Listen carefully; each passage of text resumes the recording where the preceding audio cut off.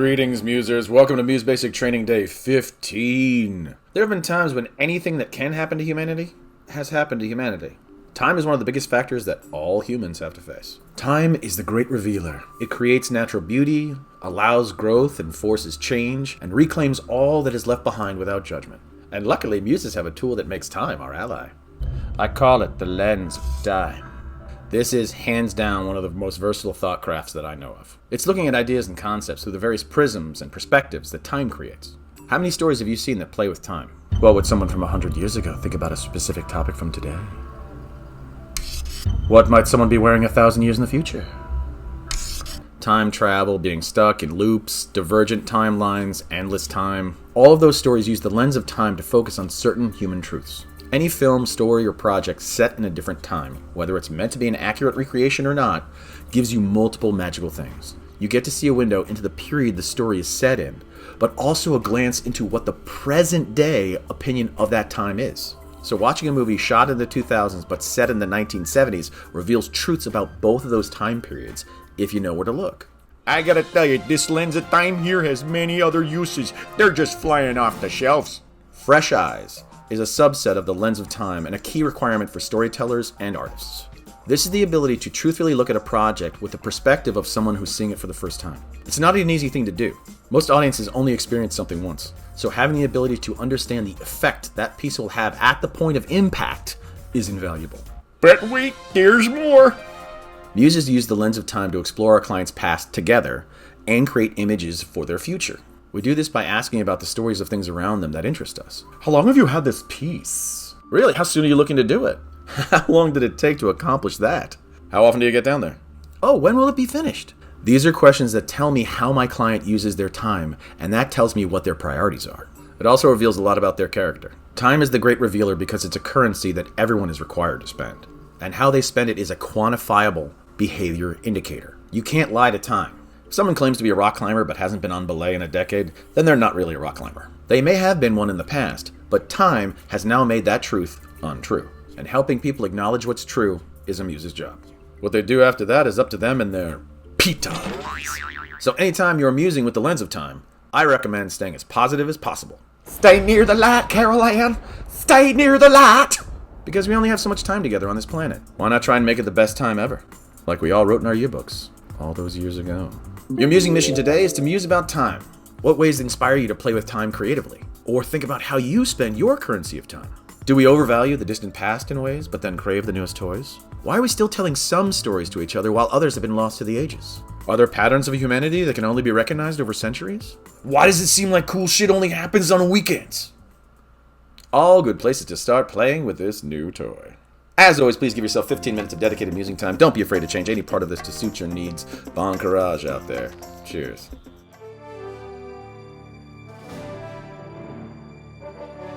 Greetings, Musers. Welcome to Muse Basic Training Day 16. 16 Muse days. Ooh, ah, ooh. Let's dive into this next lesson with some fresh eyes, because this is one of the most dangerous thought crafts that a muse works with. No bullshit, this lesson starts with a warning. Musing is well-calculated opinion based upon observation. When we muse about ourselves, we are the final decider on what is truth for us. One of our truths is that no one can tell us what our truths are. They can help us seek truths, but at the end of the day, we always make the final call on what we believe. And when we flip the mirror of that outward, that means we don't have the right, privilege, or even ability to force anyone else to accept what we believe their truths to be. This is the pitfall I called the real life alert. We must remember these are people's real feelings, lives, and truths we are attempting to read and play with. Not everyone wants to hear truths about themselves, or discuss them, and many may not be ready for them even if they did. That's why the skills of musing and understanding should go hand in hand with the skills of compassion and caring. So when in doubt in musing, kindness is our choosing. Especially when making the calculated assumptions involved with this tool. And the full name of this tool is, if this is true, what else is true? I'm sorry, I know it's a little too long to be perfectly useful. Phrasing. If this is true, what else is true? Or if true, what true from now on? Is another concept I stole directly from improvisation. It's a practice that is taught in the Herald format about making assumptions about a character or situation based upon the information already in the scene. I believe this is also called inductive reasoning, as opposed to deductive reasoning. When using if true, what true in an improv performance, you'll need to be able to read your partner's character to best understand how to put them in a situation that will be interesting to be in and entertaining to watch. So in a show, if I clock that my partner's character seems nervous around small, colorful things, in the next scene I would bring their character to a butterfly encounter during mating season and feed them bigger and bigger things to react to. They're all over me. They're all over me. It's the Crayola Factory again. Oh. Human truths tend to cluster together in the same patterns, and if true, what true asks you to attempt to read what is not there by overclocking your mind on what is there. Being a muse is like being a private detective for feels or states of mind. We need to read between the clothes to see the story that's actually happening.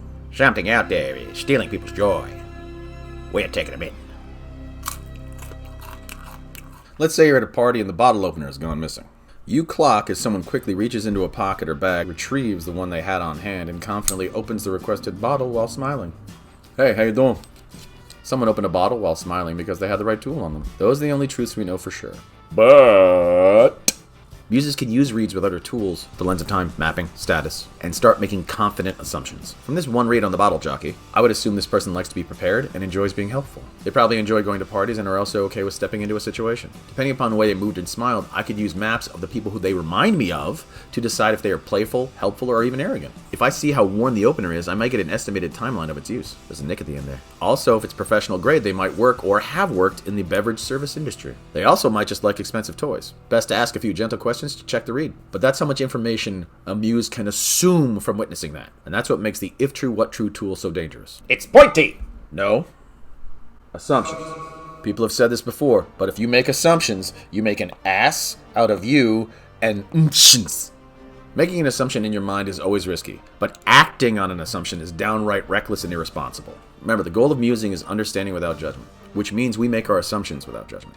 Judgment is clocking and reading with negativity. So we need to make assumptions that land someone in the most positive light possible without being fake or untrue. The trick to this is using a positivity lever in our assumptions, and I'll give you the one I use. To assume the best of anyone in the present, I assume the worst of their past. I've personally been through tons of horrific shit that could and did break me many times over. So when I meet someone new, I have to assume they've been through their version of my hell, but even worse, and are still managing to stand right next to me with a smile on their face. Don't assume people have had it easy. Always assume life is hard, because it is. And when you can, confirm your reads with gentle, positive questions. Your mission is to muse about how you make assumptions, and how you can craft positive ones for your family's fun and enjoyment. Do your assumptions start negative or positive? What are some assumptions people get wrong about you?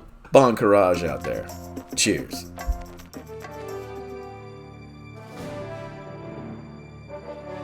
Greetings, musers. Welcome to Muse Basic Training Day 17. Yesterday we talked about if this is true, what else is true, and how dangerous it can be to make assumptions. And today in Muse Basic Training, we're learning to make fortune cookies. Wait, seriously? Okay, not the cookies, just the fortunes. I actually collect some now and again. Your path may be difficult, but will be rewarding. Huh? You create your own stage, the audience is waiting. Ah. And just like making the cookies themselves, fortune cookie fortunes also have a recipe. It usually involves predicting someone's future or providing them with helpful advice in as few words as possible that still ring true. But how can anyone provide any advice that can work for anyone who could just crack open a cookie? They do this by using the truth growing and shrinking machine. I got this. I got this. Don't worry. You see, truths come in different working sizes. For musing, truths can be universal, general, specific, or personal. These are listed from the most popular, wide-open truths down to the most personal ones that just a few people might share. Universal truths are everywhere. Gravity, math, most sciences, those are all universal truths. These truths affect everyone, everywhere, all at once. We are bipedal mammals who have developed the ability to speak and understand language. And that is a universal truth of humanity. Now, general truths close the circle in, but not too far. You can narrow truths down with any kind of modifier that creates a grouping. It just needs to affect less people than all of human existence, but still be mostly true most of the time. So a general truth in today's society would be that humans have regulated their times for eating, and most humans will have special meals for special occasions. Now, general truths should still allow for variance because you can have whole countries or whole cultures that don't apply. Specific truths get even tighter, more precise, with less variables. There are truths that just cover specified groups, times, or situations. Working together is the only way to help the team. Now, that line from a coach may sound like a general truth, but it's not. It's a specific truth. A truth that is specifically only to teams that interact as they compete. But there are many team competitions where you never actually interact with your team. Fencing, golf, chess, most of track and field. A specific truth to the individuals in those teams would be, everyone performs alone, but we all count together. A general truth to cover both of them would be, the best way to help any team is by giving your best. Personal truths are our collection of preferences, opinions, and driving forces that keep us moving forward or stuck in place. Personal truths are the ones Muse is focused on for their clients. So these are the ones we've been learning to work with within ourselves. But we need to be able to use these as well. There are also private truths, one layer down, but those are not for basic training. Back to the machine! To use the growing and shrinking machine, you widen or narrow the focus of your truths to see if you can get a new perspective. Many times taking a step closer or further away allows us to see things differently. Not getting any better. Let's say, for example, you overhear your 70-year-old neighbor say something like, I miss the exciting times I used to have with my old friends at the dance hall. That's a personal truth for them. It reveals some longing, but it also shows they still got some fight and dance left in them. If you widen this truth out, you could state elderly people may look back fondly on times gone by. I mean, that's specific to old people, but that might be even general or a universal truth. And a great thing to remember. But don't forget, we can shrink truths too. We can narrow the truth inward with any specifics we have access to. That could be any personal truths you know or reads you've made. Because if you knew that old man like I do, you knew that the truth was that Craig was an old party animal who was lucky to be alive. Your mission for today is to muse about growing and shrinking truths. Think of some personal truths of you or a partner, and expand them out to specific, general, or universal if you can. Or see if you can take a universal truth and make it general to your world, then specific to your situation, and personal to you. Bon courage out there. Cheers.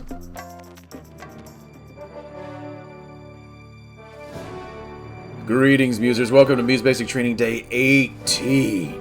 18 is a fun age. In my country, it's the age for military service and voting, but not alcohol. So we here in America can trust our youth to pick our leaders or kill our enemies, but not to handle beer. Today we're going to get creative. We're going to play with the reality of truths using a simple two-word thought craft. What if? What if is such a powerful question. It has been a format of story generation used by Marvel Comics since the 1970s. They actually have a series of special comics called What Ifs that center around asking variations on this question with their heroes and villains in mind. Issue number 1, February 77. What if Spider-Man joined the Fantastic Four? It's truly a classic. What if questions are mental utensils with incredible versatility. We all use them all the time to test simple ideas on ourselves or each other. Honey, what if we replace the dryer? It's making those sounds again. What if we just left right now? Where would we go? What if this is all a dream or a simulation where we're being tested in ways we don't understand? Hey, what if instead of the Mets game, we went and saw the vagina monologues? The what if in these instances creates a judgment lever between two separate items that we can use to compare or contrast their benefits. But with the what if lever, instead of creating direct comparisons between objects or ideas, you can compare outcomes or states of reality. That's why even though these are very simple questions, they create very dynamic ideas. What if I asked them out? Hey, what if we tried that new cafe? What if I went on vacation? What if we finally completed that project we've been working on? These can help reduce big situations to simple questions. Growing and shrinking. You can what if anything. It could be about an actual answer or just a journey of discovery. What if we had hands for feet and feet for hands? What if we made clothing out of food that you could chew off throughout the night to change your look? What if neurodivergence is the next step in human evolution? What if God were one of us? Just a slob like one of us. Just a... What's that? We already answered that one? Anytime I'm working on any kind of plan or working with a client who's doing the same, I ask the same two questions before we start. What if the plan works? What happens if it doesn't? And then I make sure I'm prepared to go both ways. Phrasing. Your mission today is to muse about what if questions. Have you used a what if to decide something yourself? Have you what ifed to convince someone else to do something? What kind of what if questions interest you? What if you had to ask one right now? Bon courage out there. Cheers.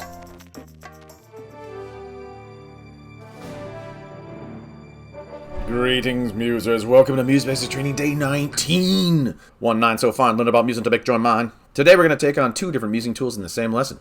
2 tools, now waiting. Definitely not those. Our tools today are filter swapping and diamond spinning. Wheel swap your filter, spin your diamond, promenade down to that island. Stop that. We're putting these tools together because they both explore the same unique idea, which is, what are the connections between your personality and your perspective? As a muse, I have found these two P words forever entwined in everyone I meet. But they are tricky things to study in a contained environment. Luckily, muses use the right tool for the right job. Diamond spinning you could do alone, but for this first activity, you're going to need a swapping partner. No, not that. That's not for basic training either. I'm talking about filter swapping. It's sharing an experience with someone specifically to explore the differences in your perspectives. You do something with someone and honestly discuss what you are both perceiving as it's happening. Do you like this? What about a do you like? How does it make you feel right now? If you're both open and honest, this should allow you to clock and read your differences in perception. Try to find someone who likes similar things to you, but sees the world differently in other ways. The subtlety of differences in our perceptions can be so small, but can define so much. And now it's time to stop swapping and start spinning. Why? So we can all shine bright like a diamond. Now, diamond spinning might be a little tricky to explain. This thought craft involves using the different facets of your personality to adjust your perspective. Let me tell you a true story of musing. True story of musing. You see, one night while I was musing, I was in a rather affected state while I was working through a problem. I was excited and fearless, and then all of a sudden, I wasn't. Within a split second, I felt my personality shift to a more cautious viewpoint. One moment I was like, hell yeah, this is great. Then suddenly, well, maybe I should think more on this. And now that I've clocked that change once, I can feel it all the time. My belief is that we have multiple natural filters of perspectives in our mind. Like how a diamond has different facets, but they all face out from the same beautiful source. I believe these facets of our perspective also line up with the facets of our personality. And I got lots of personalities. I'll tell you what. I got cool me, I've got work me on the town, me getting down, me going on the defensive, me on offense, running free with the ball on my laces looking to shoot! Sorry, it's the beautiful game. Spinning your diamond is about mindset awareness and control. We all seem to have different source points, mindsets, personalities, or whatever you want to call them in our heads that help us make decisions. And they all have an opinion. This is why sleeping on an idea helps us decide things. Instant regret is because a powerful part of your personality wasn't consulted first. Alright, which one of you dumb bastards in there let this happen? Not an easy tool to use, but great to have in a pinch. I've said that about something before. Your mission today is to muse about the fabulous facets of your personality. Have you ever felt your personality shift before? Do you ever let certain perspectives or personalities come out to play? Also, please try to swap your filter with a partner when you get a chance. Ask a fun friend to share an experience and then chat about feels. It's fine if it takes time. Get to know you better until then. You like karaoke or pickle chips? Me too! Bon courage out there. Cheers.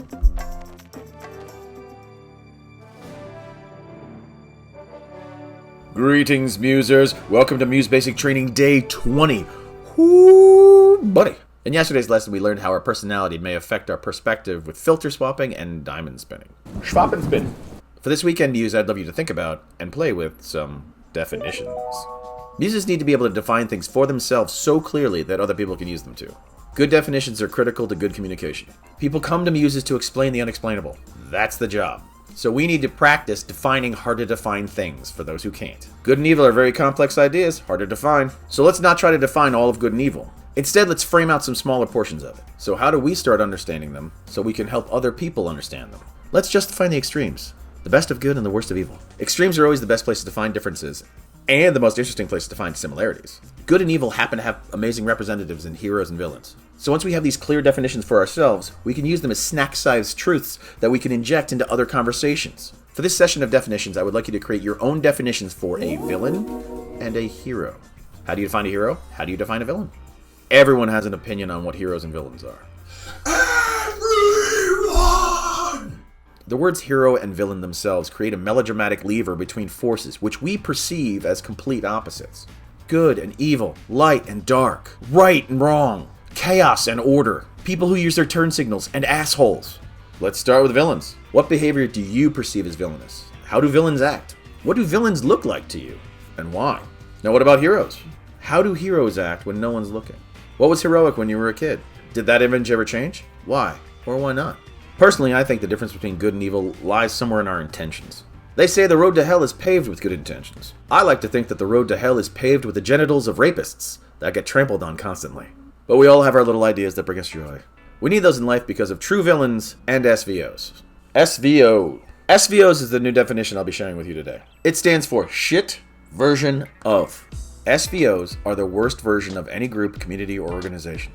Have you ever had bad service somewhere and walked away saying that person was a shit version of a server? Yeah, that was an SVO server. There are bad servers out there. There are bad everything out there.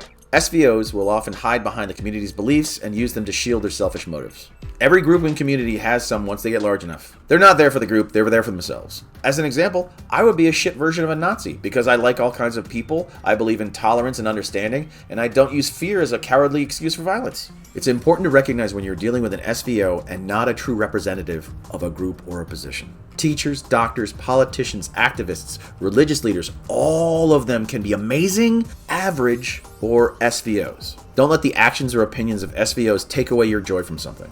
Every color of the rainbow has an ugly shade. Apathy, ignorance, and incompetence can all make people SVOs, but that doesn't make them villains. Understanding without judgment. Your mission today is to muse your own definitions of hero and villain. You can define them through words, images, expressions, whatever. Don't ever feel limited by the literality of the requests I make. Listen to you first, and then hear everyone else. Bon courage out there. Cheers.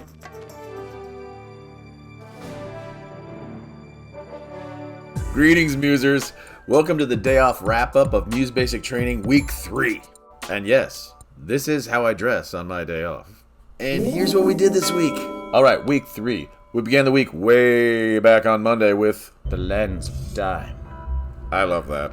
This tool is about looking at the world using the great revealer of time. We can set stories in different times, use fresh eyes to look at our projects like an audience member, or compare our time with any other to discover truths about both. We just want to be cautious because time exploration reveals feels about our mortality. And thoughts about our mortality can be dark and dangerous, just like making assumptions, which we learned to watch out for on Tuesday when we were saying, if this is true, what else is true? Or, if true, what true, if you're into the whole brevity thing. We use this tool to read the backstory of a partygoer with an eager corkscrew. Hey, how you doing? We do this by observing what is there and then filling in the parts of the story that we're not seeing. This technique is already being used upon you daily if you enjoy any kind of entertainment that provides recommendations based upon your viewing history. Viewing history is just an algorithm that says, if the truth is, that Steven likes Adam's Family Values, he might also like the Birdcage. And hell yeah, I do. Both of those movies are fucking amazing. Put yourself through what we won on Wednesday. A brand new growing and shrinking machine. I got mine in avocado green. It's just so fancy. The growing and shrinking machine allowed us to widen or narrow the focus of truths. We can make truths different sizes to apply them to different groups. Here, let's just use everyone as an example. Everyone hurts. Universal truth as far as I can tell. Everyone is out tonight looking for something. That's generally my city, area, and situation. Everyone is out on the dance floor. That's specific to this club and this room right now. I hope everyone dancing doesn't notice I'm the one farting. Now that is definitely a personal truth. Or even a private one. Thursday we talked about what-if questions. Hey, what if instead of calling it Thursday, we call it Frank Stevens? I'd love to take you out sometime. Are you free next Frank Stevens? That's a more absurd example, but that's completely fine for this lesson. What-if questions are mental levers that allow for every kind of thought from serious to silly. They can be used to generate new ideas, explore your interest, or even help you maintain a positive outlook. One of the founders who helped provide feedback for this original training told me that they have begun using what-ifs as a way to start their day off with a hopeful perspective. What if today was a great day? What if today I was successful at everything I attempted? What if I kept my head up and kept trying no matter what? It works for them and it may work for others. Taking these lessons and personalizing them for your good use and great life is what we're all doing here. And by all, I mean all of the different sides of my shining personality flaws. Friday, we spun some diamonds and swapped some filters. Spin it, swap it, sense it, see it, learn it, be it, then repeat it. Diamond spinning is about mindset recognition and accessibility. It's understanding that there are natural different perspectives within our minds that can change depending upon our emotions, situation, fears, desires, and goals. Just like a real diamond, you want to appreciate every facet of your amazing uniqueness. Here's a truth I learned from using.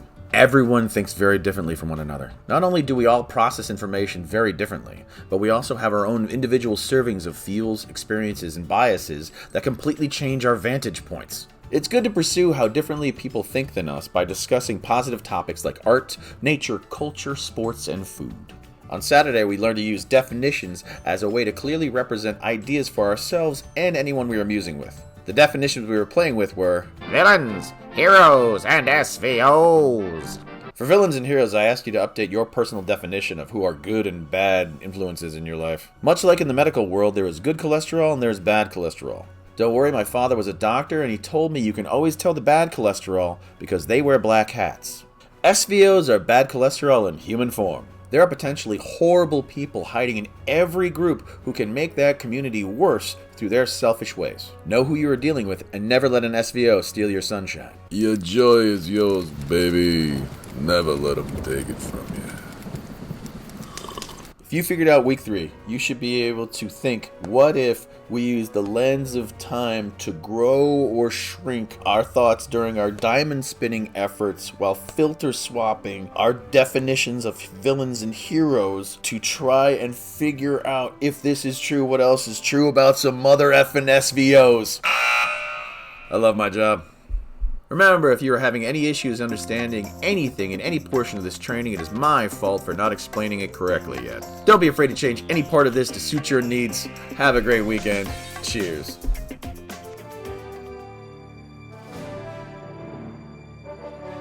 Greetings, musers. Welcome to Muse Basic Training Day 22. 2-2, hard 4 on the front line with a come-out roll. Through creating this training, I've realized that my particular brand of musing involves seeking 2 things. Truth and joy. And really, I just use the truths to figure out what's blocking the joy flow. Here's your problem right here. You got your sense of purpose all clogged up with other people's expectations and standards. I'm gonna get Large Marge off the truck and we're gonna snake all that crap out of here. We then read the patterns of those truths together to see what might be preventing joy. So throughout the exercises this week, try to see if there are any issues that keep coming up or patterns that seem to affect everything. Those are those kinds of octopus issues that seem to slap their suckers on every part of our lives. Whoa! They're not always bad, they just might be a bigger factor than you realize. To kick off these 6 days of self-discovery, I'm going to ask you to debate the world's most worthy opponent, yourself. This exercise is called You versus Other You. For this, I ask a client, or myself, to do a truthful side-by-side comparison of themselves now versus a different version of them. Now, there is a truthful saying that comparison is the thief of joy. I fully believe that to be true when you are comparing your life to other people's. But comparison is required to seek truth, and truth is needed to find joy. You can use You versus Other You, or YVYs now, to make comparisons in combination with other tools we have to create interesting thought crafts. First off, this is basically an exercise in mirroring, where we're creating specific types of mirrors to use. So all of the work and tips for mirrors can apply here. You can build a YVY question out of what ifs to explore different choices we could have made. This is a sliding doors option. You versus you that finished that degree. You versus you that quit that job. Or you versus you that asked that person out. The thing we want to avoid is regrets or getting stuck in old decisions. But this is a good way to discuss the emotions connected to our past choices. People will reveal their desires and fears by what they say they miss or what they talk about lovingly. You just need to figure out which other them is needed for a good comparison. Younger, older, bigger, smaller, with a different career, lifestyle, house, location, etc. Any other version of yourself that you can clearly read will give you great perspective on the current you, and where your joy might be hiding. Your musing mission today is to muse about you versus other you questions. You can think about them in general, or create one that helps you find what you think you're thinking. If you'd like to play this level on hard, here's a question for you. What are the differences between you now and you at your most joyous? Or the differences of you now versus you at your lowest point? Be honest, but be gentle. All versions of you deserve the benefit of the doubt. And we all deserve joy in our lives. Bon courage out there. Cheers.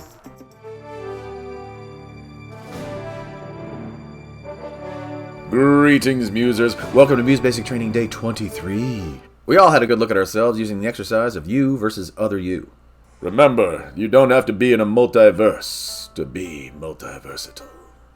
Today we're going to step up our game with the next big lesson of musing, which is that muses need to be experts of themselves. Muses become experts on human beings by becoming experts of being a specific human. They need expertise in being themselves, understanding themselves, and analyzing themselves. And I personally believe that everyone should attempt to become an expert of themselves. You should know you best. So today's overall lesson is called Expert Analysis. And this is where we're really going to start tossing the salad together. Isberg Latus. The concept is, to become full experts of ourselves, we must build our expertise in pieces. In our minds, we want to visualize a series of experts on ourselves that we can interact with through ThoughtCraft. We can start the base of each of these experts on the personality or perspective facets we created through diamond spinning. Each one of the sides of your diamond is another expert of you. We're going to use them to create a collective version of you who is the world's foremost expert on you. And these experts are going to use the same system of analysis of the experts you already know and trust. This is where we start using mental cartography and mapping to help us understand things and make decisions in real time. We just need to tap into the experts we know and love from our Obsessions. Oh, they must have gotten into the fence. Where are you? Who are the expert analysts that you respect in your world and in your obsessions? The ones who really provide accurate analysis or critique that you trust to be true. People we're talking about are newscasters, sports announcers, commentators, documentary filmmakers, art critics, historians, insiders, whistleblowers, bloggers, truth podcasters, etc. We're creating a team of experts in your head that are forming a collective expert of you. You have an expert on your desires, you have an expert on your fears, you have an expert on your dietary needs, you have an expert on every part of you. But sitting first chair soloist, I want your expert on joy.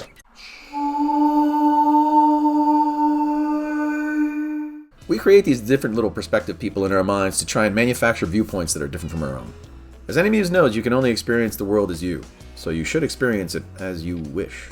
In my personal musing, no BS, when I'm working through an issue or at a crossroads, I watch a made-up S.Stephon Brown documentary in my head. So let's check in on an episode of the S.Stephon Brown documentary. At this point, Stephen was just halfway through creating his first masterpiece of music, his life's work of an overworked life, if you will. You know, emotionally he was down. It was really getting to him. I mean, it was a bigger commitment than he expected, and it was a lot. Yeah, but does that stop him, man? No way, dudes! Because here's the thing, man, he keeps finding these super cool, new, interesting, fun things that just keep inspiring him along the way. Stephen was able to sustain his needed energies through this project by drawing power from that inspiration. It was this inner energy reserve, or hope spring of inspiration, that drove Stephen to complete this monumentous task of finishing the world's very first Muse basic training. And that kind of show happens up here all the time. Your mission for today is to muse about your you experts. What categories of you are there experts of? What would it take for you to consider yourself a qualified expert of you? Only you will ever know. It's your call. Bon courage out there. Cheers.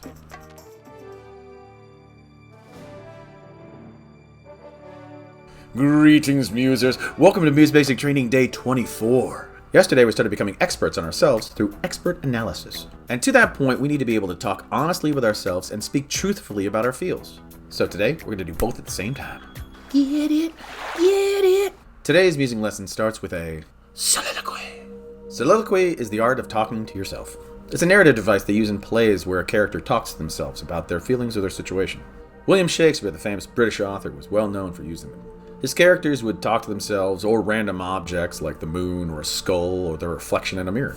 Nay, visage, how thine piercing gaze does savage my soul with its daggerish truths.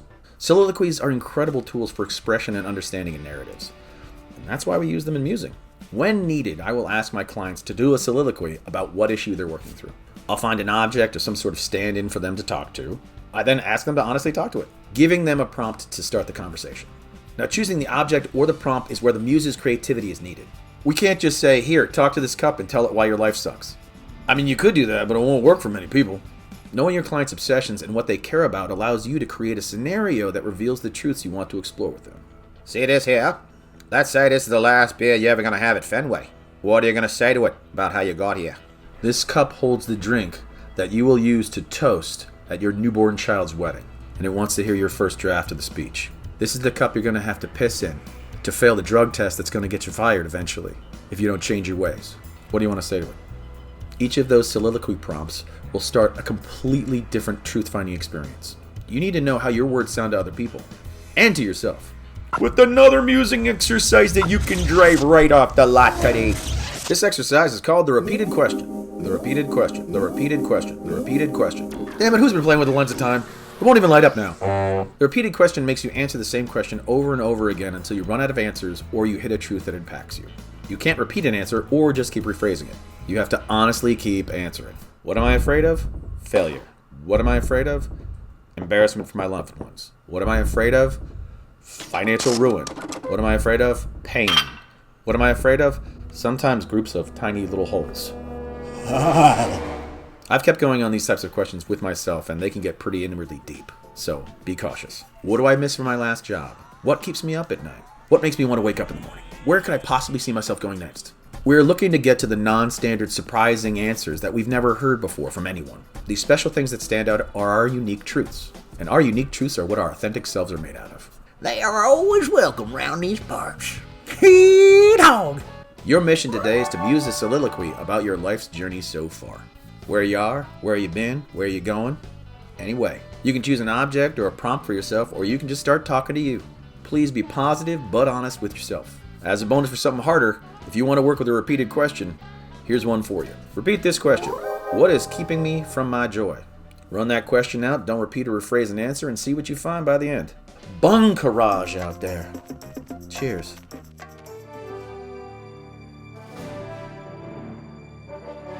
Greetings, musers. Welcome to Muse Basic Training Day 25. Today we are continuing our focus of self-discovery by looking back at the moments that have shaped us from our past. We're going to do this with another stolen improv exercise called A String of Pearls. In this exercise for improvisers, someone makes up the first line of a story.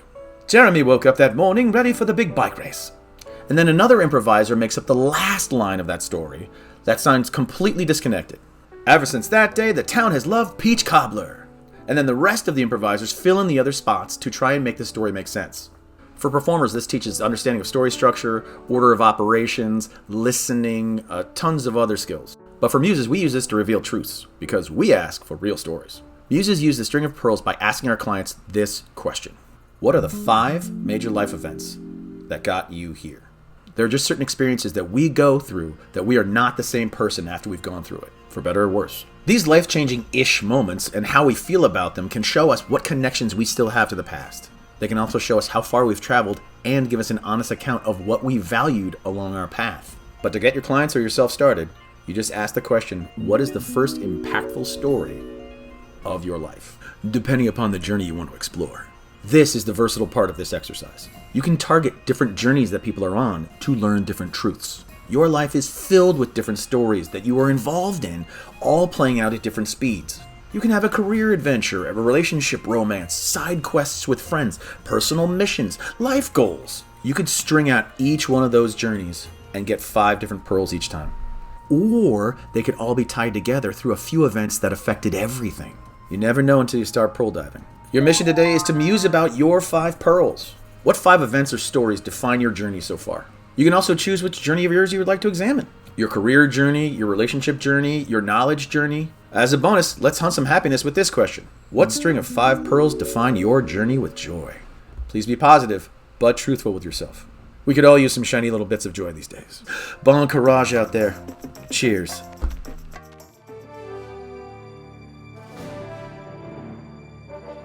Greetings, musers. Welcome to Muse Basic Training Day 26. For today's lesson, we're going to talk about a few major differences between working with a muse versus a life coach or a therapist or anyone with proper scientific credentials. Firstly, musing is a performance art of well-crafted opinion, not any kind of rigid formula or standard approach. Thereby, we have the leeway necessary to explore our clients' worlds more freely. And so one of the other big differences is that muses make house calls. A muse's goal is to help a client find their authentic self. And there is no clearer evidence of who we are than how we live. As humans, we nest. Everything in our environment is there for a reason. It was either put there or left there and is still there now. Whether it's a well-organized library of wonder or a series of doom piles that you have to navigate, it all means something if you can read it. Doom pile stands for DOOM. Didn't organize, only moved. It's an organizer's tip. A muse goes into our clients' homes, castles, and hideaways to find the truths others don't bother to look for. We need to see people in the context of their spaces to really see who they are. To do this, we remove our cloak of societal expectations and leave all of our judgments by the door before we enter. It does not matter who you are or where you're from. It is an honor to be asked into anyone's home. Respect is a shared commodity that we should all value. But anyway, Once we are respectfully musing in someone's home base, what are we actually looking for? For muses, we want to focus our clocking and reading using what I call the Muse's Home Companion. Doesn't this look all wholesome and sweet? You just want to dig your spoon right in. The Muse's Home Companion is 3 specific things we're looking for in any environment. The first one is easy. The second one is hard. And then the third one I think is actually technically impossible. My kind of exercise. Here we go. The first thing we're looking for is displays of personal emotion. We're not talking about acts that display emotion like crying or like yelling or any of that, but how people will literally display things in their spaces that represent high emotional moments in their life. Family photos tell you who someone considers family and maybe what they think their status is in the group. A picture frame of concert tickets or a hanger full of event lanyards can tell you where someone spends their nights. A wall of swag t-shirts from different jobs will tell you where they spend their days. Images or trophies of hunting, fishing, any sport they ever played. Personal journey photos, certificates of achievement. All these reveal the authentic person who is not being revealed to the outside world. Clock how someone displays their own story, and that can tell you how they feel about it. The second item we seek for the Muse's Home Companion is clues to feels. Clues to feels. These get harder as we go down. Phrasing. Sorry, he's on automatic. Clues to feels are what we're looking for when we look at everything else. Everything that's not personal and has no personal significance to them has clues to feels. Because if something's not personal, they only have it because they wanted it, they needed it, or they couldn't get rid of it. Everything in our home space is intentional, and muses learn to read intentions. Intentions are based upon what feels we want to have. So reading someone's nesting intentions is about understanding what they want to feel when they're at home. Start with your feels. What do you truthfully feel when you walk into someone else's space? Start with that. Then you can do some filter swapping with that person about what you're feeling to check your reads. It can be gentle and easy. Why do you like this? Why do you like that? Confirm your reads. The last Triforce of the Muse Home Companion that we quest for is... what's not there? I told you this was the hardest one. This is where us muses earn the medium bucks. Using all the tools we know, a muse will try to read the environment to capture what may be missing by looking for inconsistencies and things that don't make sense to us. For the Muse's Home Companion, that looks like a person who claims to be one of the biggest sports fans in the world, but has no memorabilia at all. A working musician with no way to have music in their home. Someone who says they're a huge family man with no photos of them up. A model with no good clothes. These are all signs of identity issues and conflicts with our authentic selves. Your mission today is to muse your own Muse's Home Companion. Look into your own home environment for your version of displays of emotion, clues to feels, and what's not there. This could bring up some deep feels, so please be kind and gentle and honest with yourself, just like you would if you were musing with a friend. 'Cause you always are. Bunk. Rush out there. Cheers.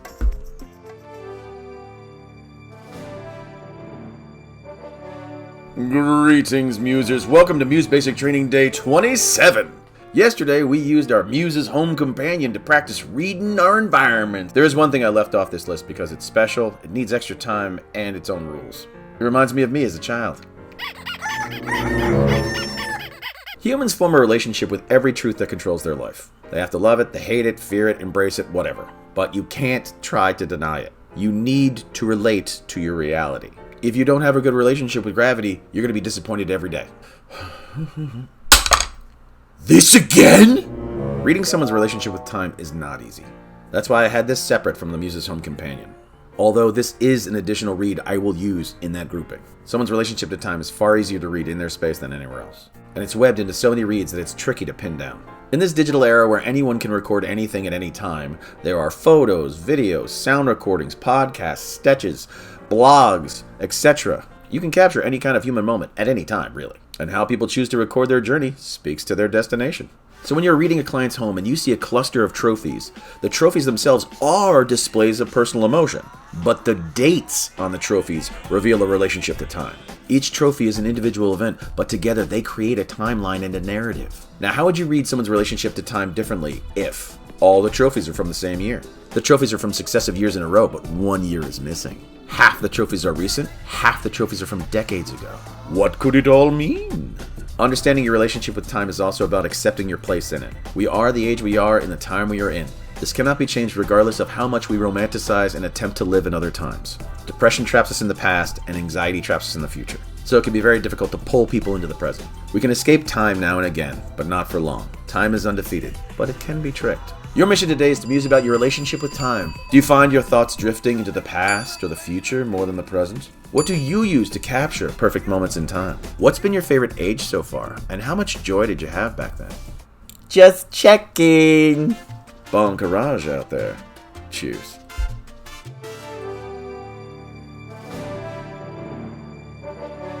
Hey Musers, welcome to the day off wrap-up of Muse Basic Training Week 4. Professional musing is like an emotional chiropractic adjustment. People require a muse when something is emotionally out of alignment. Now this week of Muse Basic Training was all about self-awareness exercises. These are the ways that we can target specific emotional areas and thought patterns to really work through some of our issues. Here's what we did!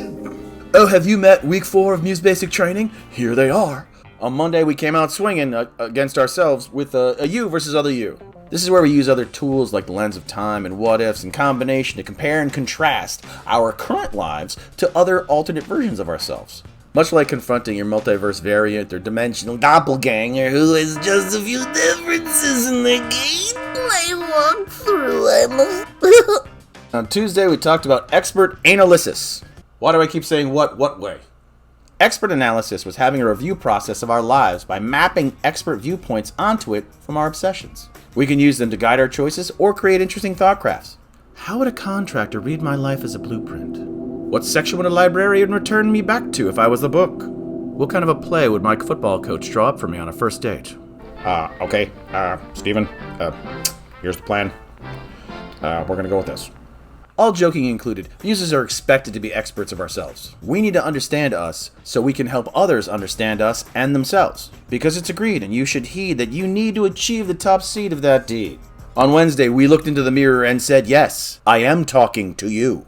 We spoke to ourselves using soliloquies and repeated questions. Hearing your own voice is incredibly powerful. If you doubt that, you could ask someone from a culture that doesn't allow free voices, but they probably won't be able to say much. Thursday, we got fancy crafty and made ourselves a pearl necklace. No, wait. A string of pearls. Remember, your world is full of different narratives that are all playing out at the same time. Part of this Muse training is about helping you identify which storylines are important to you and which stories you may not need to give any further energy to. And most importantly, reminding you that you always have a choice. True change starts at home, so that's where we're hanging out on Friday with our Muse's home companion. Honey, it's the plumber. He's saying the poop is coming from inside the house. Oh wait, no, that actually makes sense. The Muse's home companion is a way to clock and read someone's living space easily to understand them without judgment. I encourage you all to look over your space using the elements of the Muse's home companion to see what you can discover about your relationship with your environment. On Saturday, I revealed the hidden deepest layer of the Muse's home companion is actually the relationship to time. Our relationship to time is the biggest factor in determining whether we're going to age gracefully or not. Have you heard from time lately? That temporal jerk won't call me back. We may only have time for a limited amount of amazing moments in our lives. We need to accept our true internal age without accepting outside limitations. These musing exercises are meant to give you the tools to recognize when it's your moment. And when it is, let me just say this. You can add a pearl to the string of your adventures while using the Muse's home companion at an event with others, or you can do some expert analysis on your own with you versus other you scenarios during a soliloquy, which may or may not include repeated questions about your relationship with time. But no matter what, stick to the plan. Yeah. Have a great weekend. Cheers.